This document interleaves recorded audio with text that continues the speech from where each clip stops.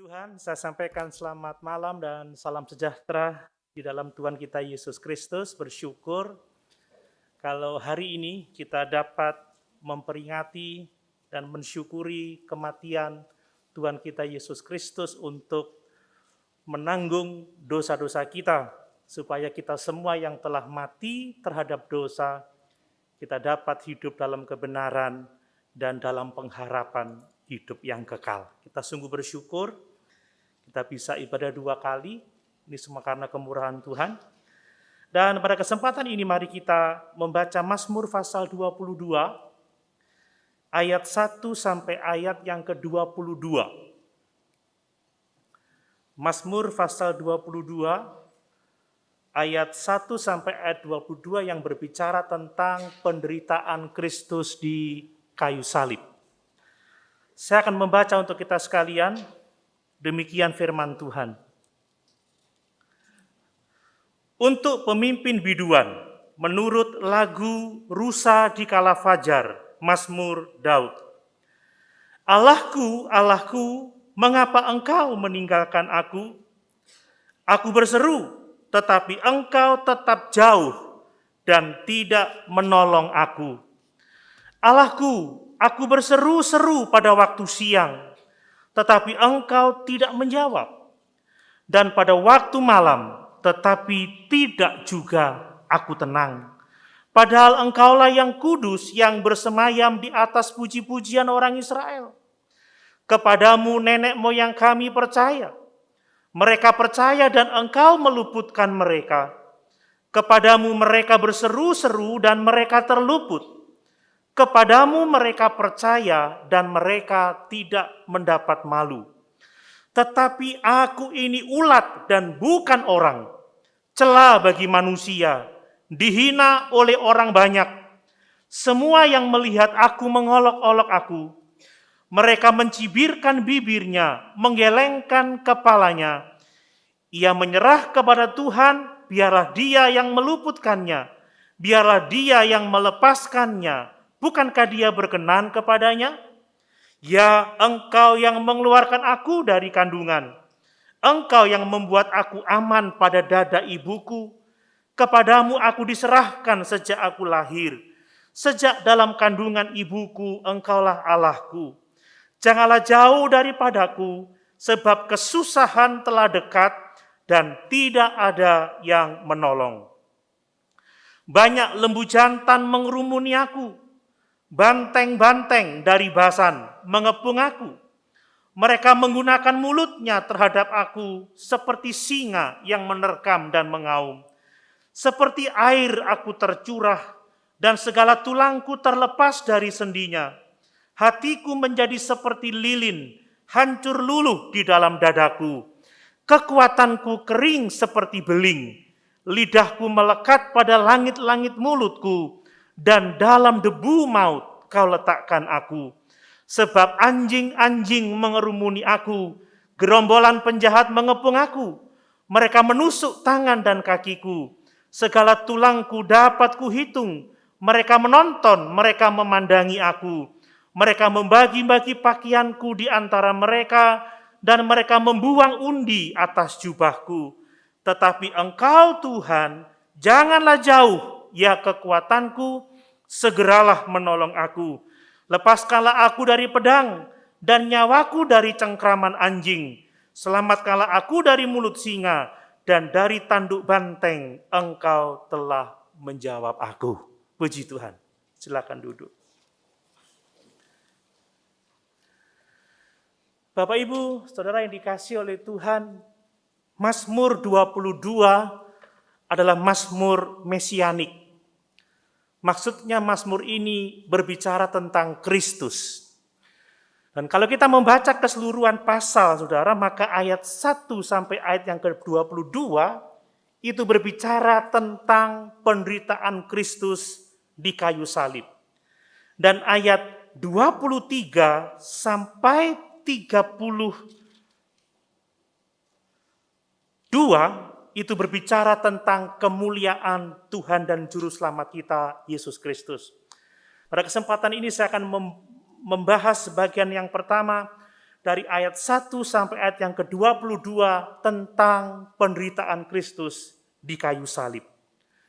Kalau kita membaca Mazmur ini dengan seksama, maka pada level tertentu, maka Mazmur ini berbicara tentang beberapa peristiwa yang terjadi dalam kehidupan Raja Daud. Mungkin berkaitan pada waktu dia dikejar-kejar oleh Saul yang akan membunuhnya. Tetapi kalau kita membaca mulai ayat 1 sampai ayat 22 tadi, kita menemukan bahwa ada banyak penderitaan, ada beberapa pencobaan yang tidak ditulis di Alkitab yang dialami oleh Raja Daud. Sebagai contoh, tulang-tulangnya terlepas, Raja Daud tidak mengalami penderitaan itu. Mereka menusuk tanganku dan kakiku, dan Raja Daud tidak mengalami aku. Dia mengatakan, seperti air aku tercurah. Daud tidak mengalami itu. Jadi Daud berbicara melampaui keadaannya sendiri. Dia berbicara tentang Tuhan dan Juru Selamat kita, Yesus Kristus. Amin. Makanya Mazmur ini berbicara tentang Yesus. Mazmur mesianik. Jadi kalau kita mau sungguh-sungguh memahami Mazmur ini, kita harus untuk sementara waktu mengalihkan perhatian kita dari kehidupan Raja Daud. Dari pergumulannya ketika dikejar-kejar oleh Saul untuk melihat kepada Yesus Kristus Mesias yang telah dijanjikan oleh Allah untuk menebus dosa-dosa kita di atas kayu salib. Makanya ketika kita membaca Mazmur ini, saya mengajak kita fokus pada pribadi Yesus yang 2000 tahun yang lalu telah mengalami penderitaan yang sangat hebat untuk memikul dosa kita semuanya. Bapak Ibu Saudara yang dikasihi oleh Tuhan, Mazmur ini kalau kita membaca dengan cermat, itu menggambarkan mengenai cara mati yang sangat mengerikan melalui penyalipan, crucifixion. Saudara, cara ini ditulis oleh Mazmur beberapa ratus tahun sebelum orang menggunakan salib untuk membunuh para penjahat. Jadi ini Mazmur yang sangat luar biasa. Penyalipan Yesus sudah direncanakan Allah jauh sebelum itu terjadi. Bahkan penyalipan telah dibicarakan dalam Mazmur ini ratusan tahun sebelum orang mengenal cara membunuh dengan disalibkan. Dan kita membaca dalam Mazmur ini, apa yang dikatakan tentang penderitaan di kayu salib ini, itu dialami oleh Yesus Kristus, Tuhan dan Juru Selamat 1000 tahun setelah Mazmur ini ditulis. Bapak Ibu Saudara yang dikasihi oleh Tuhan, sungguh Allah kita, Allah yang merencanakan segala sesuatu. Amin. Tidak ada yang kebetulan. Kalau penyalipan itu ada, itu karena ketetapan Allah. Segala sesuatu yang terjadi di dunia ini atas ketetapan Allah. Siapa yang membangkitkan virus corona? Semua karena kehendak dan kuasa Allah. Amin. Invasi Rusia ke Ukraina? Kita harus percaya bahwa Allah memegang kendali atas semua yang terjadi dalam dunia ini. Allah yang memegang kendali kehidupan kita, itu sebabnya kita bisa tenang dalam keadaan apapun juga. Amin. Kalau Allah yang memegang kendali, kalau Allah yang membawa badai, kalau Allah yang membawa pencobaan, maka Allah sanggup melepaskan kita dari dalam badai, dan Allah sanggup melepaskan kita dari pencobaan-pencobaan yang kita alami. Persoalannya, apakah kita percaya dan bersandar kepada Tuhan dengan sungguh-sungguh? Saudara, beberapa ratus tahun sebelum kematian dengan cara salib ada, Alkitab sudah menuliskannya.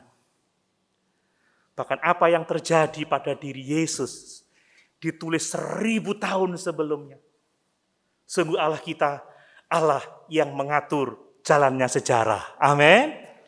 Dan percayalah, Allah menetapkan langkah-langkah kehidupan kita dari kemuliaan menuju kepada kemuliaan, yaitu kehidupan kekal dalam kerajaan sorga. Amin.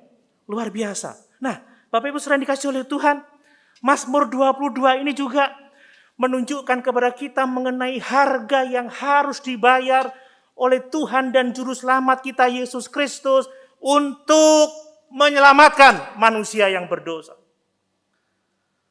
Ternyata harganya sangat mahal, saudara. Biaya keselamatan saudara ini sangat mahal. Biaya keselamatan saya ini sangat mahal. Makanya kitab Ibrani menuliskan, jangan menyia-nyiakan keselamatan yang sebesar ini. Keselamatan yang sangat mahal ini, yang tidak dibayar dengan emas dan perak, tetapi dibayar dengan darah Yesus melalui penderitaan yang tidak terbayangkan. Kita marah kalau anak-anak kita menyia-nyiakan sesuatu yang berharga. Benar Bapak Ibu?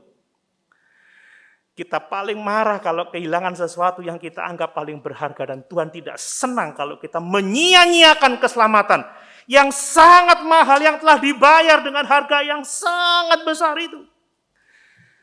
Itulah penderitaan Yesus Kristus di atas kayu salib. Seandainya kita harus memikul dosa-dosa kita sendiri, apakah Bapak Ibu sanggup melakukannya? Tidak ada seorang pun yang dapat melakukannya. Karena tidak ada seorang pun yang dapat selamat dengan usahanya sendiri. Bapak Ibu yang dikasih oleh Tuhan, meskipun penderitaan Yesus itu tak terbayangkan ya. Saya sudah menonton The Passion of the Christ. Mungkin kita merasa sudah tahu semuanya, tapi sesungguhnya itu masih sebagian kecil sekilas dari penderitaan Yesus yang dapat kita lihat. Kita tidak tahu persis apa yang dialami oleh Yesus, seberapa besar penderitaan yang dia alami.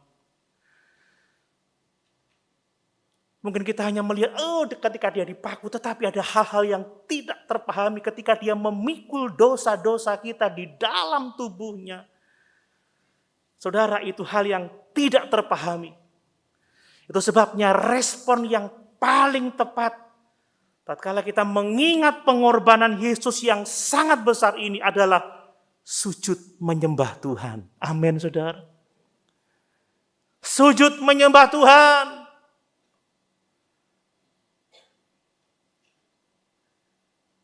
Mari ketika kita beribadah seperti sekarang ini, kita benar-benar sujud. Ya, sebumai, to bow down. Bukan hanya secara fisik, tetapi hati kita benar-benar sujud syukur atas apa yang telah dia lakukan bagi kita. Dia tidak mengorbankan harta, dia tidak mengorbankan yang lain, tapi dia mengorbankan nyawanya dengan cara kematian yang sangat-sangat mengerikan. Mari kita menjadi jemaat yang tahu bersujud untuk menyembah dan memuliakan Tuhan. Amin, saudara. Saya rindu di gedung gereja ini maupun di rumah-rumah di tempat kita berada. Kita tahu sujud dan berkata, terima kasih Tuhan. Dengan tulus kita bersyukur, haleluya. Terima kasih Tuhan. Engkau baik. Sekalipun keadaan sekarang ini susah, tidak menentu, saudara ya. Beberapa hari yang lalu ada orang bilang, Pak Doni kok ketok stres? Siapa yang nggak stres hari-hari ini, saudara? Tapi mengingat pengorbanan Yesus, saudara, kita tetap sujud dan mengatakan, terima kasih Tuhan, amin. Tidak ada gerutuan, tidak ada persungutan tentang keadaan apapun di dunia ini. Tatkala kita memasuki hadirat Tuhan yang ada apa? Syukur, syukur dan syukur. Dan tidak hanya itu, saudara, respon yang tepat kalau kita menyadari harga yang sangat mahal yang Tuhan bayar bagi kita adalah, mari kita berkomitmen untuk melakukan kehendak Dia yang sungguh-sungguh mengasihi kita. Saudara, kita ini seringkali melakukan kehendak orang yang belum tentu mengasihi kita dengan sungguh-sungguh. Kita menuruti kehendak diri sendiri, kita menuruti kehendak mungkin anggota keluarga kita, yang belum tentu kehendak itu benar. Tetapi bagaimana dengan kehendak Allah yang mengasihi kita, yang telah menyerahkan nyawanya bagi kita? Apakah saudara telah benar-benar melakukan kehendak Tuhan?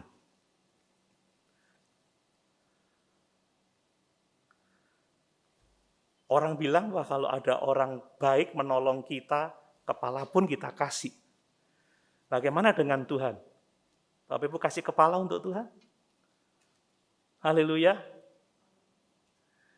Apakah ada komitmen? Ku mau hidup seturut kehendak Tuhan. Ku mau memberi semua yang ku dapat berikan. Ku mau cinta Dia lebih dari semua. Amin. Ku tak dapat membalas kasih-Nya. Sebenarnya bisa. Membalas dengan apa? Dengan puji, hormat, syukur, dan komitmen Tuhan. Aku akan melakukan kehendak-Mu. Engkau yang telah mengasihi aku dan telah menyerahkan nyawa untuk aku. Amin Bapak Ibu. Mari. Kadang kita terlalu sibuk dengan banyak keinginan, terlalu sibuk dengan banyak agenda, terlalu sibuk dengan banyak hal. Tapi apakah kita sibuk dengan kehendak Tuhan? Ada dua kehendak Tuhan. Dirangkum dalam dua hal. Kasihilah Tuhan Allahmu dengan segenap hatimu, dengan segenap jiwamu, dengan segenap akal budimu, dengan segenap kekuatanmu, dan segenap hartamu. Kata Paulus, persembahkan hidup tubuhmu sebagai persembahan yang hidup, yang kudus, dan yang berkenan kepada Allah. Kita tidak mungkin akan dapat melakukan itu kalau kita nggak benar-benar memahami betapa besarnya kasih Allah kepada kita. Dan hukum yang kedua adalah kasihilah sesamamu manusia seperti engkau mengasihi dirimu sendiri. Apakah kita selalu siap mengulurkan tangan untuk saudara-saudara seiman kita yang mengalami pergumulan dalam hidupnya? Apakah kita rela membiarkan mereka berjuang sendiri tanpa bantuan kita? Tapi kalau kita mengenal pengorbanan Yesus yang besar, kalau kita sujud menyembah dan kita katakan, ku mau hidup seturut kehendak-Mu Tuhan, maka akan ada perubahan hidup hari demi hari. Amin. Amin. Tambah hari, tambah cinta Yesus. Tambah hari, tambah ku percaya. Tambah hari, tambah benci dosa. Tambah hari, tambah ku setia. Amin. Mau jungkir balik, mau ada persoalan apa, pergumulan apa, kita tetap setia di dalam Tuhan dan Juru Selamat kita Yesus Kristus. Kita komitmen mengasihi Dia dan mengasihi sesama kita seperti kita mencintai diri kita sendiri. Mari, saya mengajak kita untuk melihat penderitaan apa yang digambarkan oleh Mazmur pasal 22 ini. Yang seharusnya membawa hati kita mengucap syukur kepada Allah yang mengasihi kita itu. Pertama, perhatikan saudara, bahwa menurut Mazmur ini, penderitaan pertama yang dialami oleh Yesus adalah bahwa Kristus ditinggalkan oleh Allah. Kristus ditinggalkan oleh Bapaknya. Saudara pernah ditinggalkan? Ditinggalkan orang yang paling saudara kasihi?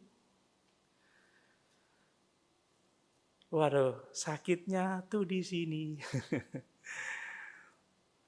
Ada pergumulan, ada persoalan, orang yang dekat tiba-tiba meninggalkan kita, itu sakit, saudara. Bagaimana kalau saya saudara tinggalkan? Pasti sakit.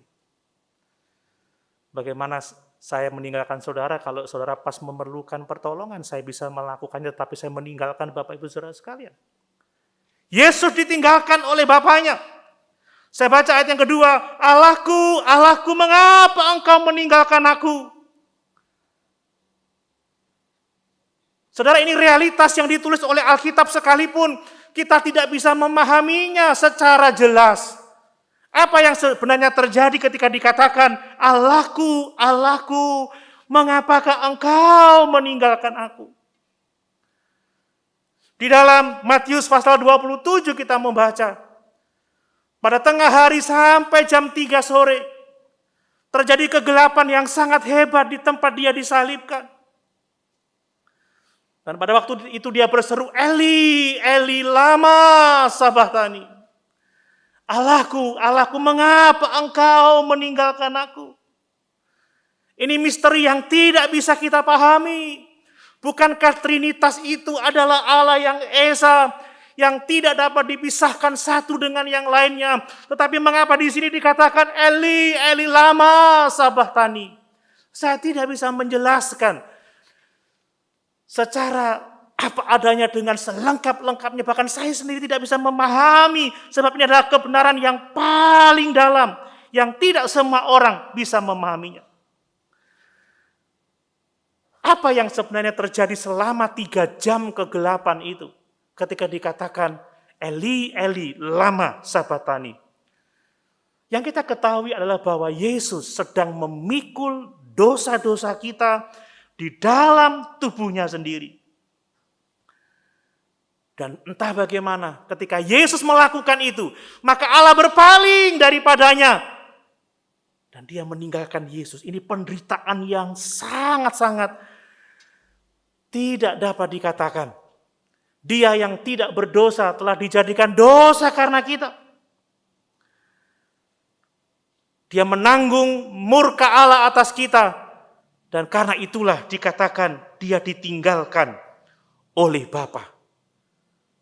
Saudara, sementara Yesus mengalami penderitaan secara fisik, sejak dia ditangkap, dia diadili, dia dicambuk 40+1. Dia dimahkotai duri, dia dipukul, dia diludahi, dia diharuskan untuk memikul salibnya sendiri. Sementara tangannya dipakukan di kayu salib, kakinya dipakukan di salib. Ketika diangkat, saya tidak bisa membayangkan kalau semua tubuhnya tertumpu pada luka di tangannya. Bagaimana bunyi tulang yang retak itu, tulang yang hancur itu di kaki. Saya tidak tahu apakah dia akan sesak bernafas dan lain sebagainya. Tetapi yang kita tahu dia memikul dosa-dosa kita. Amin. Apakah yang akan Bapak Ibu lakukan ketika mengetahui hal itu? Sementara secara fisik dia menderita. Lebih lagi secara rohani, secara emosi, dia mengalami penderitaan yang jauh lebih besar. Karena dia ditinggalkan oleh Bapa yang sangat dikasihinya.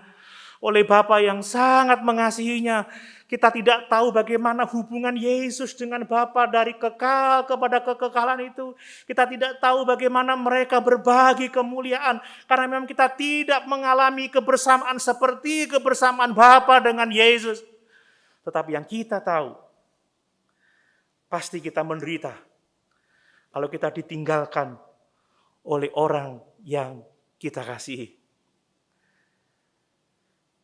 Kita tidak mengerti sepenuhnya penderitaan ini. Yang kita tahu ini penderitaan yang sangat hebat. Dan dia menderita untuk saudara dan saya. Amin. Dia menderita, memikul dosa-dosa kita. Yang kedua, saudara, penderitaan apa lagi? Doanya tidak dijawab, saudara. Ini misteri yang sangat dalam lagi, saudara. Ya, doa Yesus tidak dijawab. Saya membaca ayat yang kedua bagian B, aku berseru tetapi engkau tetap jauh dan tidak menolong aku. Ya. Allahku, aku berseru-seru pada waktu siang, tetapi engkau tidak menjawab. Dan pada waktu malam, tetapi tidak juga aku tenang. Perhatikan bagaimana Yesus berseru-seru untuk mendapatkan kelepasan dari kematian yang mengerikan itu. Dia menangis Dia cry out, saudara. Dia menangis untuk dilepaskan dari cawan yang begitu menakutkan. Tapi apa yang kita baca? Dia tidak didengarkan. Dia tidak dibebaskan dari kematian. Dia tidak dihindarkan dari cawan yang sangat menakutkan itu. Sebaliknya, saudara, dia mengalami kematian yang sangat-sangat mengerikan. Dan baru dibebaskan melalui kebangkitannya.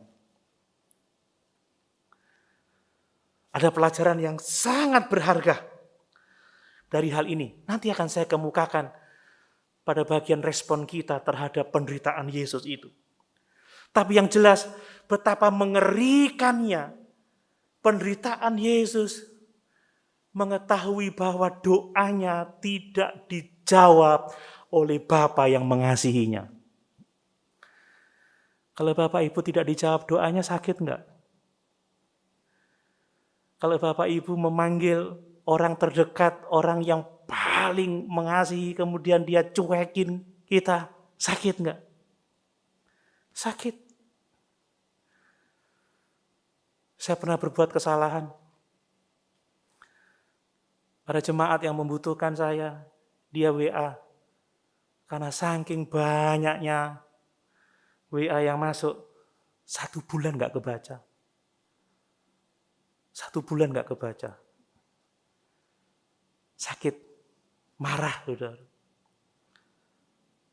Saya sudah minta maaf, enggak ada pengampunan. Makanya lain waktu kalau WA saya enggak dijawab, telepon aja. Haleluya. Telepon enggak dijawab, telepon istri saya. Istri saya tidak jawab, terlalu sibuk di dapur dia. Telepon pengerja. Pengerja sibuk, telepon Mas Paulus. Sibuk datang ke rumah, saudara. Saya tidak bisa memaafkan diri saya selama beberapa hari karena 1 bulan chat baru saya baca. Saya tahu sakitnya, saudara. Saya pun kalau ngechat saudara nggak dibales, sakitnya tuh di sini, kan begitu. Capek-capek buat postingan video yang nonton cuma 6, sakit, saudara. Iya ya. Iya, saya enggak. Iya, saudara. Betapa besar penderitaan Yesus. Untuk mengetahui teriakannya minta tolong tidak dijawab oleh Bapaknya. Dan tidak hanya itu, kita melihat bahwa dia dihina dan diolok-olok, saudara ya. Ayat 7 dan ayat yang ke-9 sampai 9, saya membaca lagi untuk kita sekalian. Tetapi aku ini ulat dan bukan orang, cela bagi manusia, dihina oleh orang banyak. Semua yang melihat aku mengolok-olok aku, mereka mencibirkan bibirnya, menggelengkan kepalanya. Ia menyerah kepada Tuhan, biarlah dia yang meluputkannya. Ini kata-kata ejekan, ya. Bukankah dia berkenan kepadanya? Dia diolok, dia dihina. Dia menyebut dirinya sendiri ulat, bukan manusia, saudara. Ulat itu melambangkan kelemahan. Ulat itu melambangkan cemoohan. Enggak ada tim sepak bola yang menamakan tim ulat, enggak ada. Yang ada tim singa. Singoedan. Ya. Tim beruang, waktu saya pramuka dulu ya, saya kelompoknya beruang, yang lain harimau, yang lain elang. Enggak ada yang buat grup ulat. Enggak ada kan? Enggak ada. Saudara, diolok, dihina itu sakit. Diejek itu sakit. Dan ulat yang dimaksud di sini ternyata dalam terjemahan bahasa Inggrisnya itu adalah worm, itu cacing, saudara. Tapi ini cacing yang cukup khusus ya. Saya melihat dalam bahasa Ibraninya itu tolea. Ya, tolea. Kalau tole saja itu anak laki-laki dari Jawa, tole. Kalau tolea itu ulat. Itu cacing, saudara. Tapi ini adalah cacing yang digunakan untuk mewarnai benang kermisi. Dari ulat ini dia dihancurkan, dia digiling, saudara. Kemudian dari darahnya itu akan dipakai untuk mewarnai kain kermisi. Saya menerjemahkan dikatakan, yang menghasilkan warna merah tua yang digunakan sebagai pewarna saat hancur. Jadi ulat ini dihancurkan dulu, dimatikan dulu, dan baru dia digunakan untuk mewarnai kain kermisi. Dan saya baru tahu, saya baru tahu, ternyata warna merah dari cacing ini yang digunakan untuk mewarnai tutup pendamaian dari tabut perjanjian. Apa maknanya, saudara? Yesus memberikan dirinya dihancurkan untuk menutupi dosa-dosa kita di atas tabut, ditutup pendamaian itu. Darahnya dicurahkan supaya kita mendapatkan pengampunan penerimaan dari Allah Bapa kita di surga. Saudara, ini telah dinubuatkan, dia harus diremukkan untuk menyucikan kita dari segala dosa-dosa dan kejahatan kita. Dan tidak hanya itu, dia diejek tentang kepercayaannya kepada Tuhan, ya. Ya, dikatakan kamu menyerahkan diri kepada Tuhan, biarlah Dia yang meluputkannya. Bukankah engkau berkenan kepadanya? Itu tepat persis seperti yang dikatakan oleh para pengolok dalam Matius pasal 27 ayat 39 sampai ayat 43. Mereka mengolok-olok Yesus. Dan itu penderitaan yang sangat hebat. Lalu apalagi, saudara? Kristus dia dikuasai, dia dihancurkan oleh orang-orang yang ganas, saudara, ya. Oleh orang-orang yang ganas, orang-orang yang jahat. Ayat 12 dan 13 perhatikan, janganlah jauh, ayat 13 sampai 14 maksud saya. Banyak lembu jantan mengerumuni aku, banteng-banteng dari Basan mengepung aku. Mereka mengangkat mulutnya terhadap aku seperti singa yang menerkam dan mengaum. Kemudian ayat yang ke-17, sebab anjing-anjing mengerumuni aku. Musuh-musuh Yesus disebut sebagai binatang-binatang buas, banteng, singa, dan anjing, saudara. Ketika dia tergantung di atas kayu salib, orang-orang Yahudi telah menyampaikan kata-kata fitnahan, tuduhan-tuduhan palsu. Orang menghujat dia, merekalah banteng-banteng itu, merekalah singa-singa itu, merekalah anjing-anjing yang mengerumuni Yesus.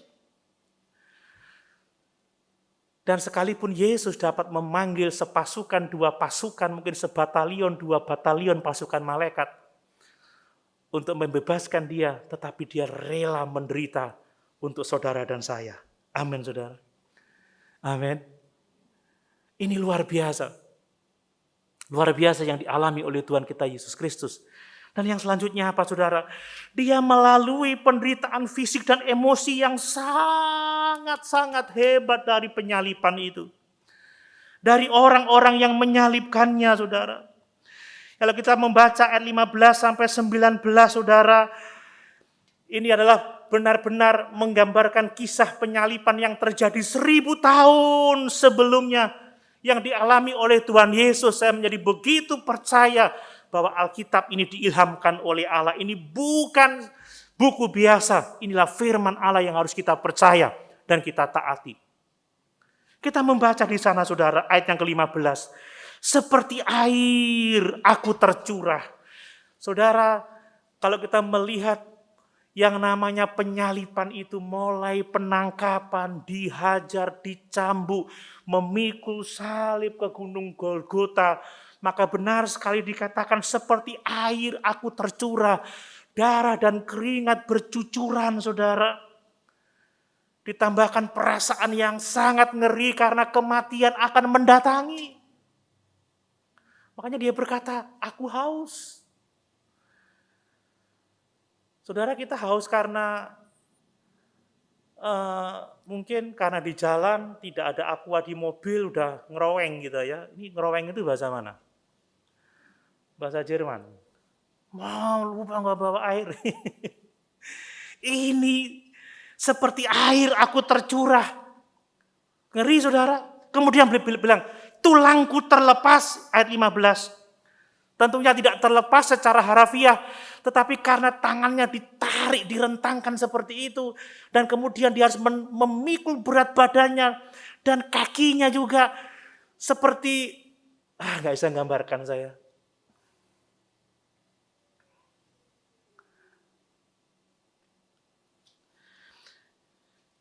Ini penderitaan sangat dia harus digantungkan di kayu salib.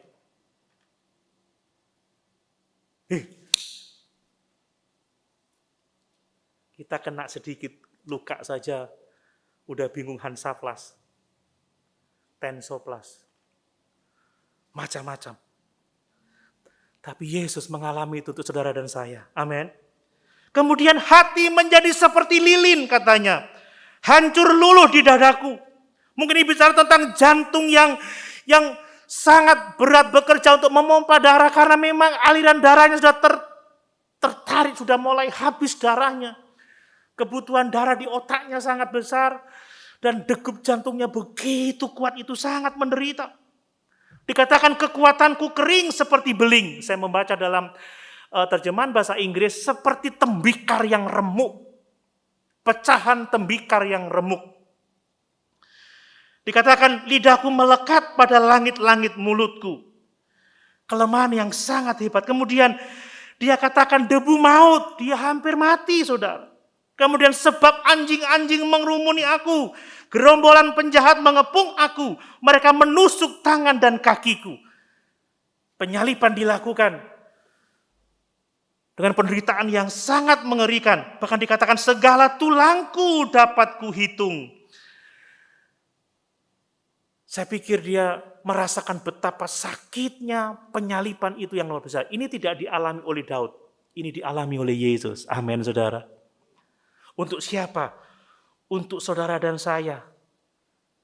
Lebih menyakit lagi dikatakan ayat yang ke-18. Mereka menonton, mereka memandangi aku. Disalibkan di depan begitu banyak orang. Mereka membagi-bagi pakaianku di antara mereka dan mereka membuang undi atas jubahku. Dan itu terjadi dan dicatat dalam Matius pasal 27 tentang penyaliban Tuhan Yesus. Itu hanya sekilas tentang penderitaan Yesus, saudara. Kita tidak tahu benar-benar apa yang dialaminya. Yang jelas tidak terbayangkan. Dan tekanan saya adalah penderitaan yang sebesar itu menunjukkan kepada kita kasih-Nya yang besar bagi kita. Amin, saudara. Amin.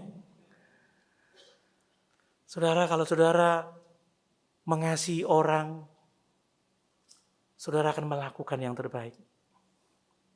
Ya, kita seringkali pandai menyanyi, takkan pernah ku bawa, sambil nangis, selain yang terbaik, sambil musap mata, yang harum dan ada yang apa? Tapi benarkah kita memberikan yang terbaik untuk Tuhan? Hanya Tuhan dan saudara yang tahu.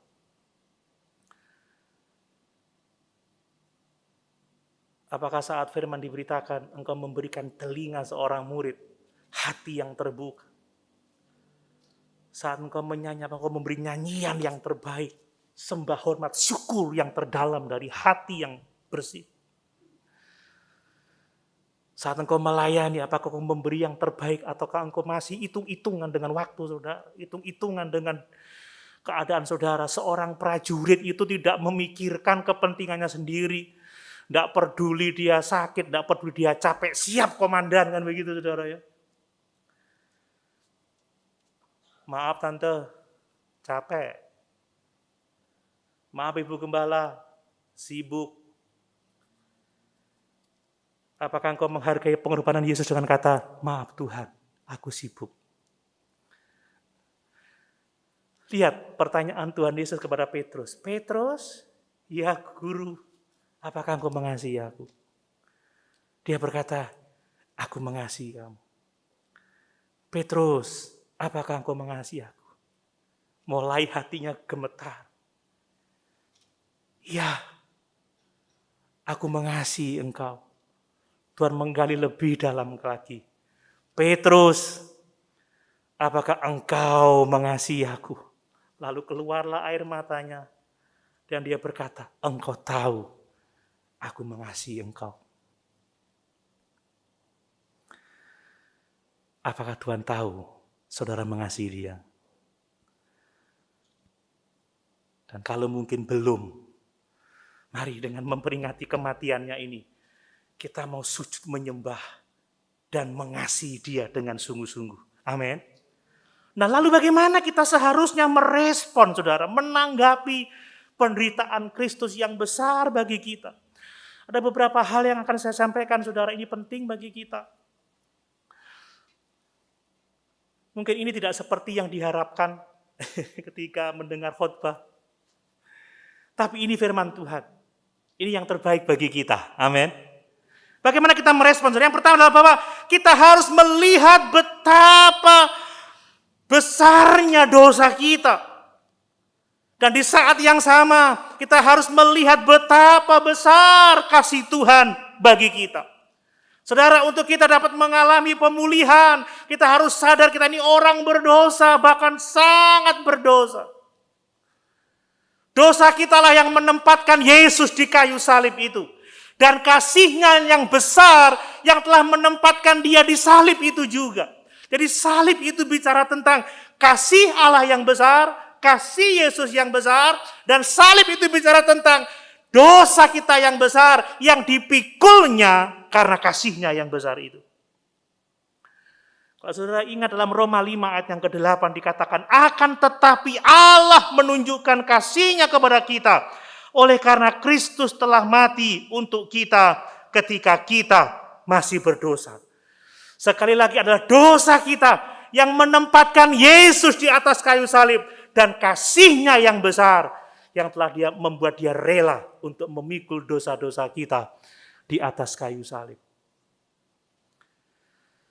Hati-hati dengan pengajaran zaman sekarang yang sudah tidak lagi memberitakan salib. Yang diberitakan adalah pengembangan diri, sukses, sehat, kuat, perkasa, menguasai bumi. Saudara, kalau saudara berpikir saudara masih orang yang baik-baik saja, tidak terlalu berdosa, saudara tidak akan mengasihi Tuhan dengan benar. Orang yang diampuni sedikit, kasih-Nya sedikit. Tapi orang yang menyadari diampuni besar dosanya, maka kasih-Nya akan besar kepada Tuhan. Makanya Paulus berkata apa? Dari semua rasul akulah yang paling berdosa. Dan orang yang sadar paling berdosa, dialah yang paling giat melayani Tuhan. Banyak orang mengentengkan Tuhan. Alah, tidak penting. Sebelum kita menyadari bahwa dosa kita yang meletakkan Yesus di atas kayu salib, dan kasih-Nya yang besar yang membuat dia memberi diri di salib, kita tidak akan dapat mengasihi Tuhan dengan cara yang benar. Jangan sampai Tuhan berkata 3 kali, apakah engkau mengasihi aku? Iya Tuhan. Apakah engkau mengasihi aku? Iya Tuhan. Tanya lagi, apakah engkau mengasihi aku?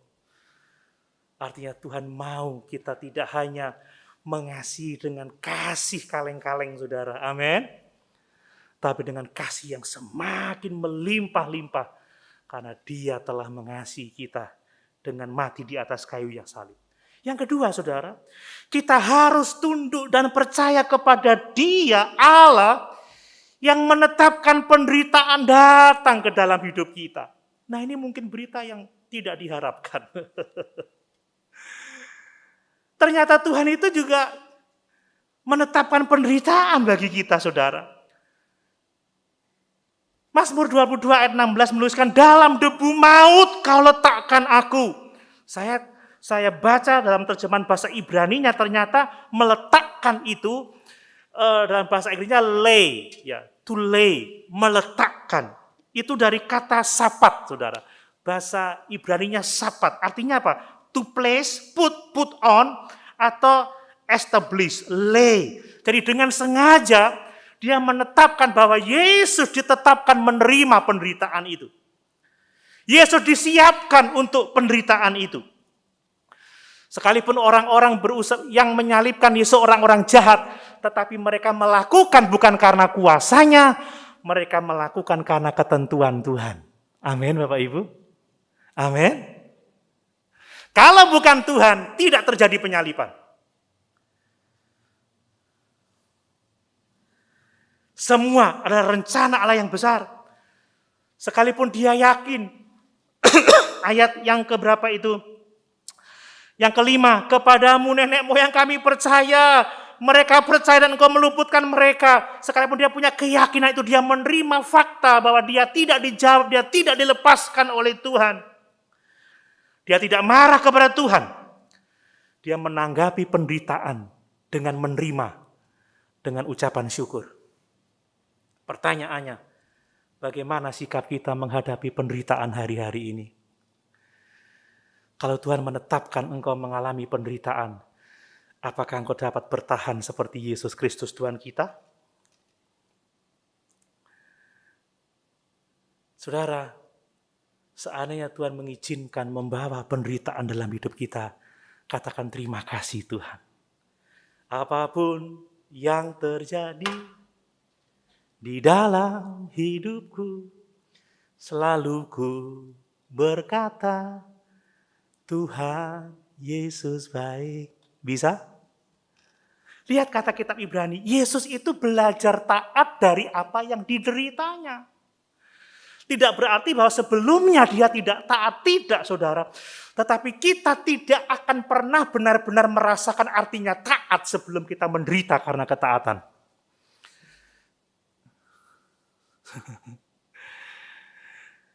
Saya harap bisa menangkap maksud saya. Kita tidak akan pernah belajar taat dengan benar sebelum kita mengalami penderitaan untuk ketaatan itu. Kalau sesuatu yang mudah semua orang mau, saudara. Ya toh? Kalau untuk tampil semua orang mau, tapi untuk memikul beban, untuk berkorban, gak semua orang mau. Tapi kita nggak akan benar-benar merasakan arti taat sebelum kita menderita karena ketaatan itu. Ibrani 13 ayat 3 mencatat seperti ini. Ibrani 13 ayat yang ketiga. Ingatlah selalu akan dia yang tekun menanggung bantahan yang sehebat itu terhadap dirinya dari pihak orang-orang berdosa. Supaya jangan kamu menjadi lemah dan putus asa. Saudara, apakah kita taat untuk menanggung bantahan, menanggung penderitaan dengan bersandar kepada Allah yang mempunyai rencana yang indah di luar jangkauan pemikiran kita?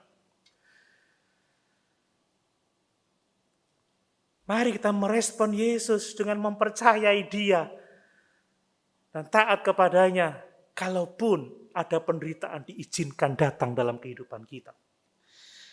Yang ketiga, yang terakhir, saudara. Bagaimana kita merespon penderitaan Tuhan? Kita harus tetap percaya kepada Tuhan ketika doa-doa kita tidak dijawab oleh Tuhan. Amin. Saudara, semua kita pasti ingin dijawab doanya. Saya pun demikian. Tetapi ternyata tidak semua doa dijawab oleh Tuhan. Yesus seruannya tidak dijawab oleh Tuhan. Yesus berdoa untuk penyelamatannya, tetapi Tuhan tidak menjawab pada saat itu. Tetapi Tuhan menjawab pada saat yang lain dengan cara yang lain. Ini yang harus kita pahami. Yesus ingin doanya dibebaskan dari kematian, tetapi ternyata Allah membebaskan melalui kebangkitan. Tetapi Yesus harus mengalami derita dulu, harus mati dahulu, baru dia dibangkitkan oleh Allahnya. Saudara, tatkala Tuhan tidak menjawab doa seperti yang kita inginkan, tidak seperti menurut waktu yang kita mau, tetapi Tuhan menjawab menurut cara kerjanya, menurut cara pandangnya, menurut waktunya Tuhan. Mungkin kita tidak memahaminya, tetapi bagian kita adalah percaya kepada Dia yang mengasihi kita. Jangan marah, saudara. Yesus tidak dijawab. Aku berdoa engkau tetap diam. Siang aku berdoa engkau tidak menjawab. Malam aku berdoa tidak juga tenang hatiku. Tetapi pada saat yang lain dia dibangkitkan dari kematian.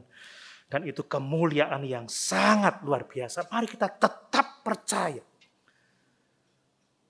Mungkin Tuhan tidak menjawab doa kita. Percaya bahwa Tuhan menjawab dengan cara yang berbeda.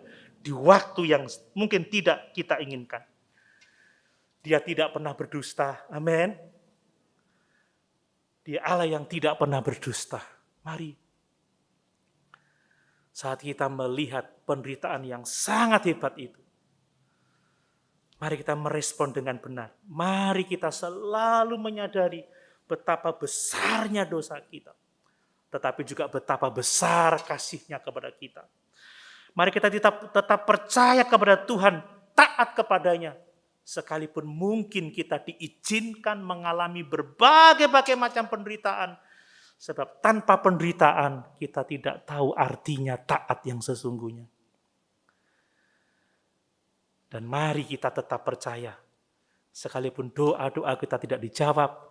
Sebab Allah menjawab sesuai dengan kehendak dan waktunya untuk kebaikan kita. Amin. Sama-sama kita berdiri.